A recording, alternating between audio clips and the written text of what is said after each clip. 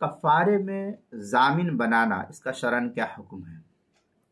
چنانچہ اگر کسی نے دوسرے سے کہہ دیا کہ تم میری طرف سے کفارہ ادا کر دو اور 60 مسکینوں کو کھانا کھلا دو، اور اس نے اس کی طرف سے 60 مسکینوں کو کھانا کھلا دیا تو کفارہ ادا ہو جائے گا۔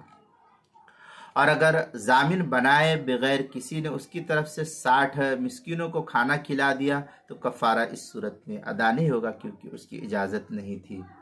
فتوی عالمگیریہ میں ہے وَإِنْ أَمَرَ غَيْرُهُ أَن يُطْعِمَ عَنْهُ مِنْ زِهَارِهِ فَفَعَلَ جازا لو تصدق عنہ بغیر امر لم یجوز۔ یہ فتوی عالمگیریہ کی عبارت ہے، جلد نمبر 1 صفحہ نمبر 513، کتاب الطلاق الباب العاشر فی الطلاق فی الکفارہ کے تحت جو ہے اس کو نقل کیا گیا ہے۔ اسی طریقے سے روزے کے مسائل کا انسائکلوپیڈیا، اس کے حروف تہجی کاف، عنوان ہے کفارے میں ضامن بنانا، صفحہ نمبر 166 اور صفحہ نمبر 167 پر اس کو نقل کیا گیا ہے۔